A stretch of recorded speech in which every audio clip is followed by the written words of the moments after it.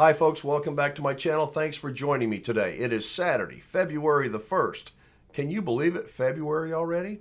Actually, it's a little bit before. If you're watching this, I pre-recorded the video and should be home by now from my trip up to Iowa to see my friends at Cheyenne Camping Center. And we did some recording up there, at least we were supposed to. So I'll give you the download on that trip in upcoming videos. Today I want to talk to you about reality and what people think reality might be and why that could be important. And I'm going to tell you about my recent vacation that I came back from, my cruise. My wife and I spent a couple of weeks on board a great big ship and learned some things on that. Wanted to share them with you. Remember, this is the RV Wingman channel. I'm the Wingman, and 3 days out of the week I talk about RVs primarily. But here on Saturdays, I'll talk about just about anything, kind of like you would around a virtual campfire or around a real campfire.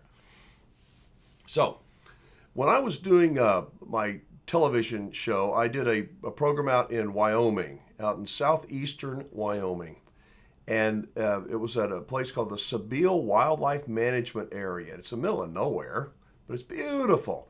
But it was where they do study and research on native animals. You know, they had prairie dog villages out there and moose and antelope and bighorn sheep and whatever you'd find out west.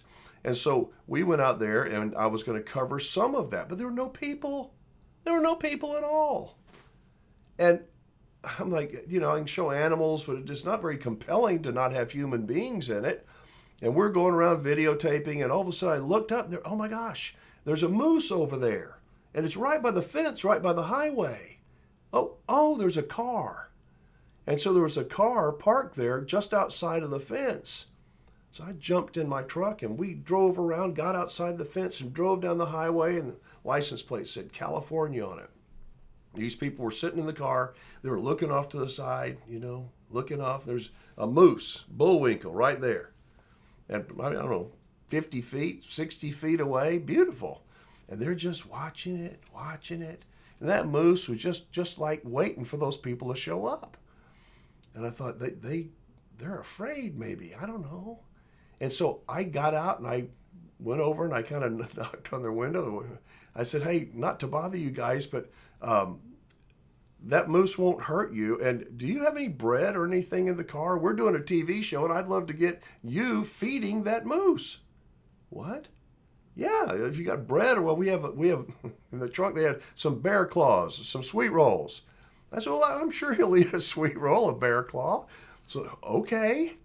And so what do you want us to do? And I said, well, just ignore the camera and let me get set up and y'all come over and just feed the moose and you talk to it, whatever. But, you know, I mean, it's not going to get through the fence on you, but just engage with the moose.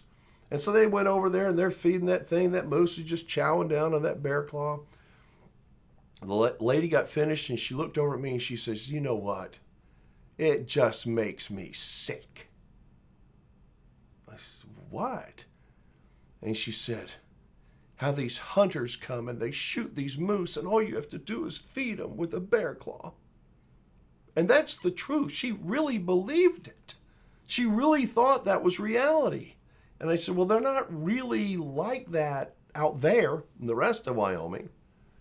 But she didn't get it. All she saw was this narrow view of what she saw right in front of her. Isn't RVing kind of like that? You watch these commercials. There I go, getting back into RVs again. You watch these RVs, you know, the RVing commercials. Man, they're so fun. Look at them having a good time, and it can be a good time. I just imagine, but it's not really like that. Not very often. It's like all them beautiful people you see on Facebook, you know, with their perfectly done makeup and, you know, are all these buff people. But that's not really the way they are. 99.9% out of the time, they're just the way they are in real life. When it comes to reality, I want to believe that the RV world will help you get closer to reality. If you're off the pavement, if you're in nature, you will see animals, hopefully not by feeding a bear claw to them, maybe. That's better than watching it on some damn screen. I don't know, what do you think?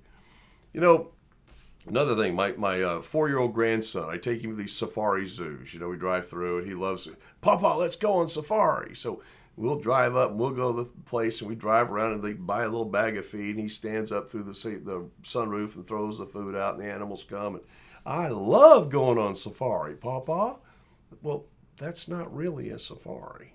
But to that little 4-year-old boy, that's as real of a safari as that bear claw was to those people from California. Does that make any sense? I'm hopeful that one day I can take that little boy on a real safari where you don't see animals like, well, there they are, there. It's like you can go days and not see anything.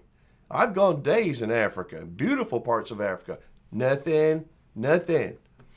But that's called reality, and I enjoy living in reality. Let me tell you about our recent cruise. My wife and I cruise a lot. We've only cruised one cruise line, and it's Royal Caribbean. We love them, absolutely love them. We went out of Baltimore, Maryland. We went south, and we hit a bunch of spots. And as we're on the cruise, I do a lot of observing, a lot of people watching. The families that I saw there were eating together. Children were actually eating with their parents. And you know what they weren't doing? They weren't doing this. They weren't on the phone. You know why? Because they didn't have internet. Daddy didn't pay for internet. Mama didn't pay for internet. So the kids were actually communicating. I thought that family dinners were a thing of the past. And I think they are pretty much everywhere, but not on a cruise ship. You'll still eat together as a family, just like you will in an RV, and I think that that is pretty cool.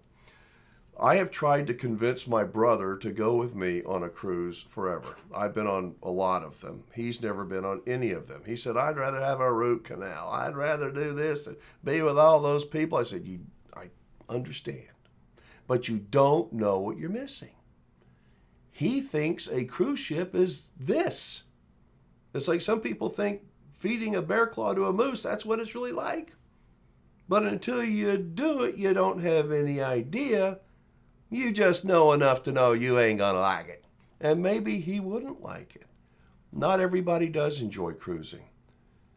It is different from RVing, but it's still an opportunity to go and explore and see things and meet people. And let me tell you something, if you have never cruised before, 100% of what I'm going to say is true. Every cruise that my wife and I have ever been on, the service has been impeccable. Absolutely every single person, from the person that cleans the toilets to sweeps up out in the hallway to the head chef, everybody is fantastic.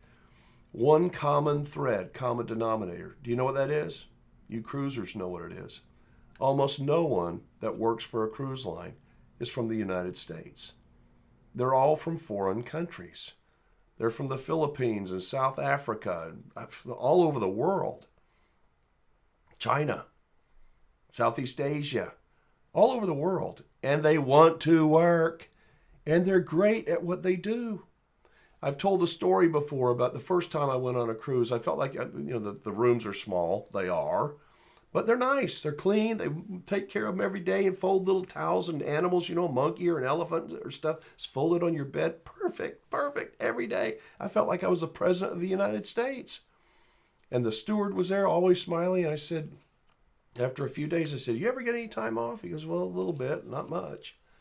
And I said, well, where do you go in the middle of the day? And he says, I go to school. School? I said, what do you go to school for? Probably to learn better English, And he said, well, to learn about you. Me? What are you talking about? He says, well, you're from Texas, right?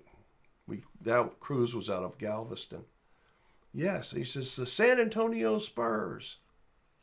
How do you know about the Spurs? That's what we learn. Whataburger, which is a big Whataburger hamburger chain down here people love. And he said, I can't wait to try Whataburger. We learned about you. I'm like, you got to be kidding me. We learned how to look at you, how close to get to you, how to shake hands. I'm thinking, people love that. That's why they want to work, and the people that go on cruise ships are blown away at the hospitality of the crew. Now, things do not always go as planned on a cruise ship, not by a long shot.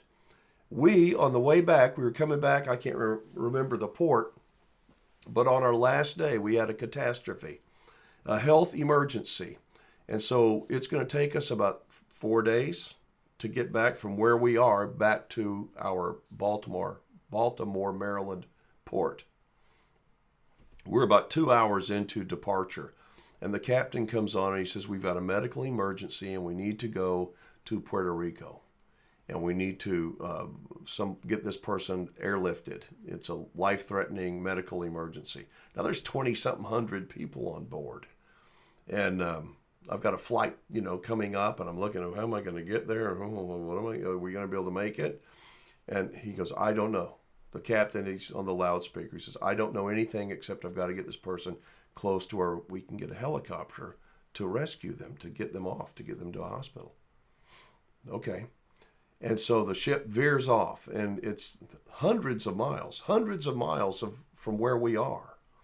And it's completely out of the way from where we need to go.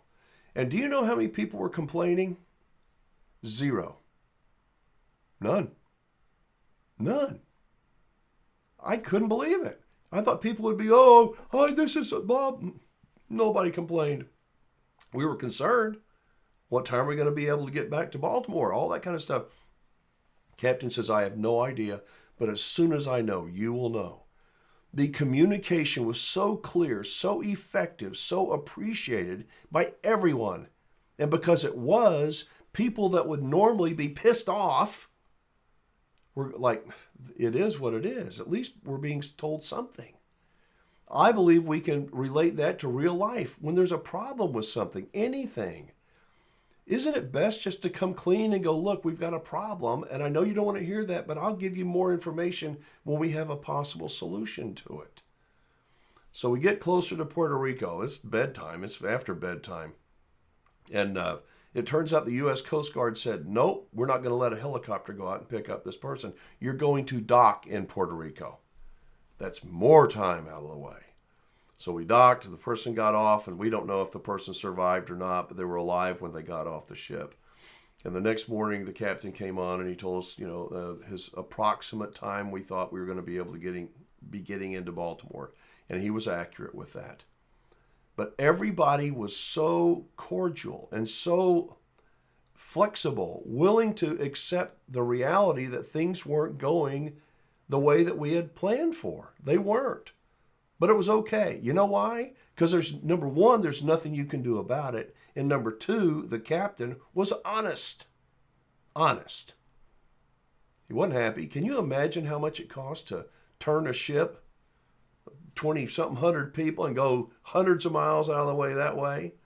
And then get somebody off and hundreds of miles back and then get back up. How many people had to change their plane reservations and hotel reservations? All the people that were going to get on the ship the day that we were going to get off. We didn't get off that day. We were 24 hours late. But they accommodated everyone. I think that, I don't know, there's really no takeaway except I love cruising. I want to know how you feel about cruising. Many people just don't dig it.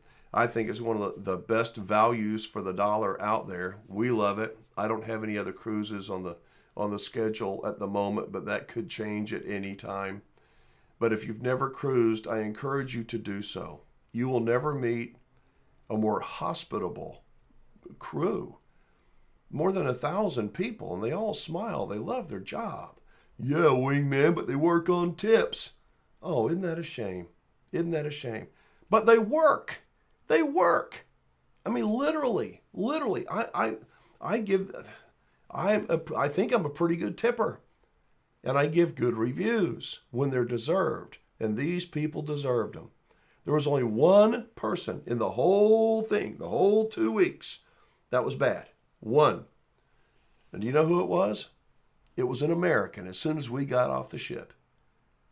Everybody was happy getting off the ship, and this grumpy son of a bitch he was horrible. Horrible. But he had a job, but guess what? He was an American. He didn't care. Not trying to bash Americans. I'm just saying that when you find people that love what they do, it's their job. They love caring for people.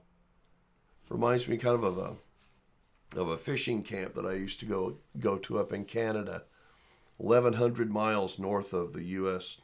border. And every summer I would go, and it was maybe 40 college kids work there. 40. Can you imagine 40 kids that are from 18 to 21 years old? 40 of them. And they're all just in such a good mood. They're working great.